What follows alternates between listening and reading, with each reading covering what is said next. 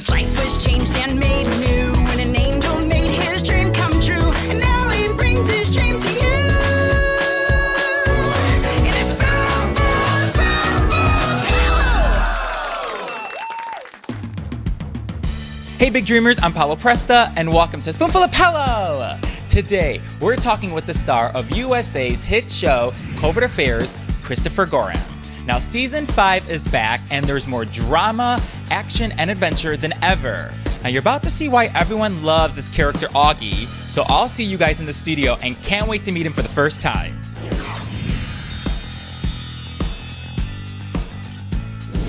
I just want to say, Christopher, thank you so much for being on A Spoonful of Paolo. It really is a joy to have you here. I'm excited to talk with you. Thanks. That's very nice to hear. Congratulations, Covert Affair. It's back, season 5. Yeah. How does it feel that it's back and now, like, that it's out there? It's exciting. We had 10 episodes air in the summer, and now we have our final 6 of the season.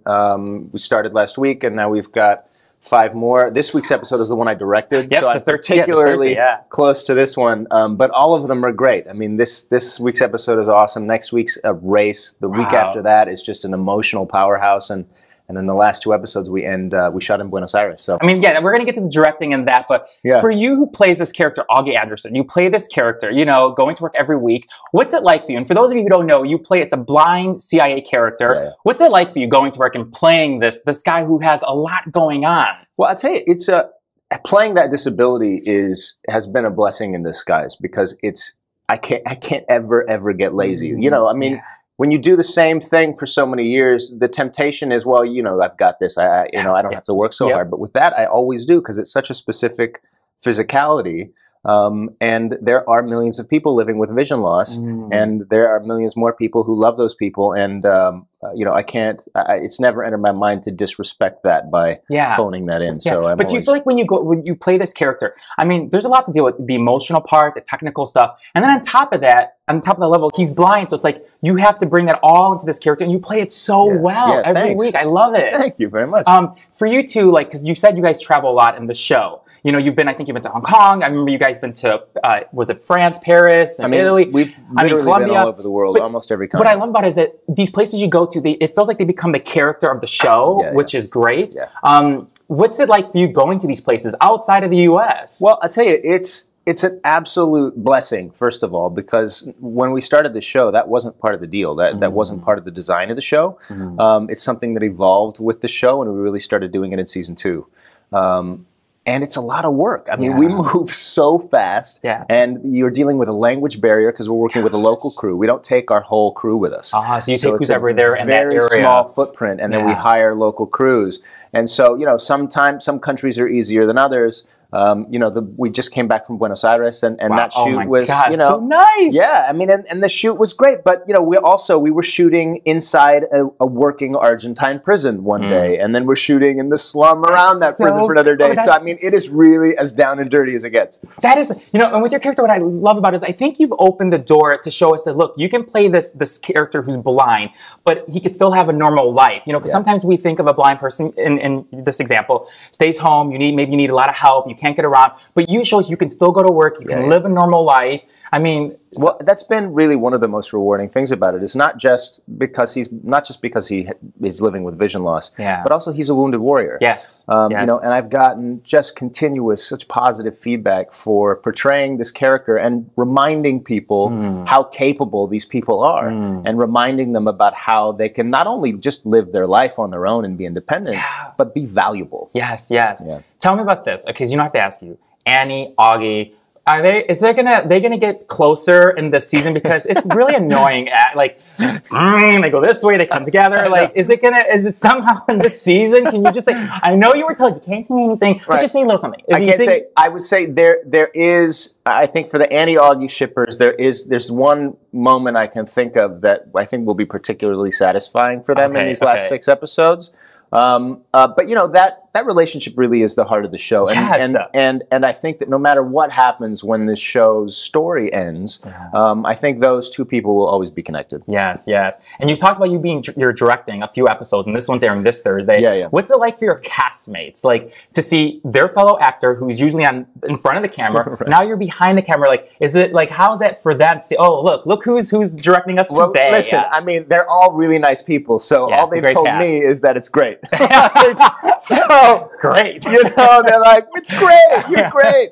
I mean, you know, listen, I think it's got to be a little weird, especially the first time. Yeah, it's like, got to be a here little he weird. comes. Yeah, but you know, I try very hard not to step on toes, and you know, I really respect all of them as artists and as people. So Yeah. so I'm never going to do anything that's going to jeopardize it. Is it true? I think I read somewhere that when you went to the first audition, I remember that I think you said or someone told me that you were wearing dark glasses because you knew that the character was a blind character, and that's so one you said, stereotype. Let me go in there. Did that help you? I'm just curious. What No, they happened made me then? take them off. Oh. The casting director was like, no glasses. They don't want to do it with glasses. I bet you were like so nervous. I panicked. I was like, all right, great. Well, then I'll do. I don't know what I'm going to do. We'll see what happens. Is it true also that was it the summer of '95 when you interned on the show Baywatch? Baywatch, yeah. So wow, how was that True. for you? Like being with that cast, like Pamela Anderson, like oh my god. I tell you, it was. I had the weirdest family connection to that show, which is how I ended up there. My grandfather went to medical school with the father of one of the executive producers of Baywatch. Oh my gosh. And that's how I ended up with an internship on Baywatch. It was just pure nepotism. Wow. And it was, I mean, it was great. It was. I spent like a week in each department, and I actually auditioned for a part while I was there to try and get my SAG card. Oh, because I interned at General Hospital, like the soap opera on ABC. Yeah. I interned hoping to get a part, but then it did happen. It happened like 5 years after did? then. Yeah, I played the I didn't pizza get cast. man, the Italian pizza Nice. man. Well done. So that's so cool. And then with you, do you feel like you're living your wildest dream right now, like where your career is? Like, is this like a dream that you've always wanted, you would say? Yeah, it really is.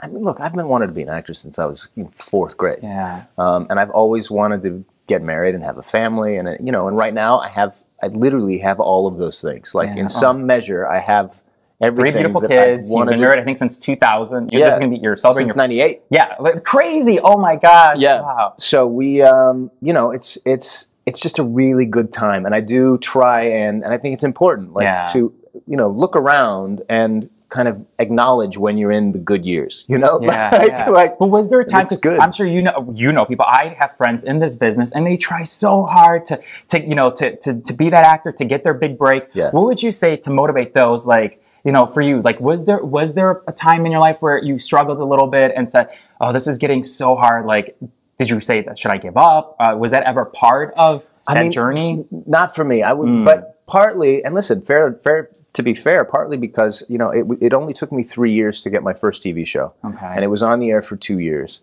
And then I got another show after that. And I mean, I've done 8 TV shows in a row since then. I've been extraordinarily fortunate.